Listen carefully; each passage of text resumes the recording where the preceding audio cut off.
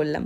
তো ফার্স্টেই যেটা অ্যাজ ইউজুয়াল আমি একটা আই মেকআপ স্টার্ট করলাম। আর তোমরা জানোই যে আমি কতটা সিম্পল আই মেকআপ পছন্দ করি। অনেকেই দেখি কমেন্ট করে আমাকে বলে যে এত সিম্পল আই মেকআপ। দেখো, আমার ব্রাইডদের যদি এই আই মেকআপগুলো পছন্দ হয় বা আমার যদি করে একটা স্যাটিসফ্যাকশন লাগে যে কাকে কোনটা মানাবে, তো আমি তো সেটাই করব। আমি কেন চোখের মধ্যে লাল, নীল, হলুদ, সবুজ এই ধরনের কালারগুলো দেবো, যেটা আমার একদমই পছন্দ নয়। কে কীরকম আই মেকআপ পছন্দ করে সেটা কমপ্লিটলি তার ওপরে। আমাকে যদি এখানে ব্রাইড বলে দেয় যে না মৈত্রী আমাকে এত কিছু করে দাও, এই সবুজ, লাল, কাট ক্রিজ, গ্লিটার এত কিছু করে দাও, তো আমি অফকোর্স বাধ্য যে ওরকম আই মেকআপ করবো। কিন্তু যদি কেউ আমাকে না বলে তাহলে খামোকে আমি কেন করতে যাব? তো যাই হোক, আমার তো এই আই মেকআপটা ওর উপরে করে খুব ভালোই লাগলো। এবার আই মেকআপ করার পর যেটা আসে সেটা হচ্ছে ফেস মেকআপ।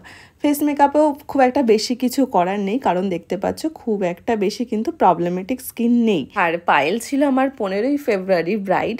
13ই ফেব্রুয়ারিতে ওর বিয়ে হয়েছিল আর 15ই ফেব্রুয়ারিতে ওর রিসেপশন। 15ই ফেব্রুয়ারি বা 13ই ফেব্রুয়ারি জানো যে কতটা পিক ডেট ছিল, কতটা মানে বিয়ের চাপ পুরো গোটা কলকাতা, ওয়েস্ট বেঙ্গলের মধ্যে ছিল। কাদের কাদের ওই দিনটায় বিয়ে হয়েছে অবশ্যই কমেন্ট করে জানিও। আর কারা চেয়েছিলে আমার কাছে সাজতে সেটাও একবার জানিও, যাতে করে আমিও বুঝতে পারি যে কটা মানুষের বা কজন মানুষের শখ ছিল, ইচ্ছে ছিল ওই দিনটা আমার কাছে সাজার। একটা ছোট্ট অ্যানাউন্সমেন্ট আমি এই ভিডিওটার মধ্যেই দিয়ে দিই।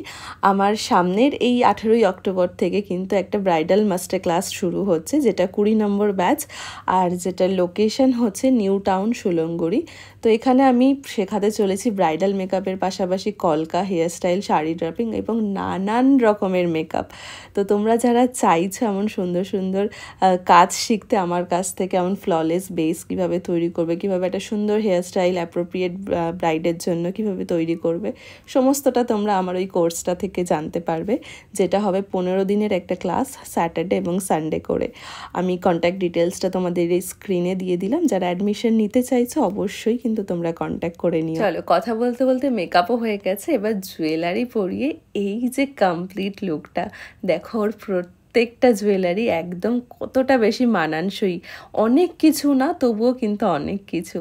আর কি দিতে পারলাম কি ওকে পারো পারো লুকটা, নাকি পারোর থেকেও বেশি সুন্দরী করে তুললাম? কমেন্ট বক্স তো রয়েছেই তোমাদের জন্য, পজিটিভ নেগেটিভ সবটাই তোমরা দিতে পারো।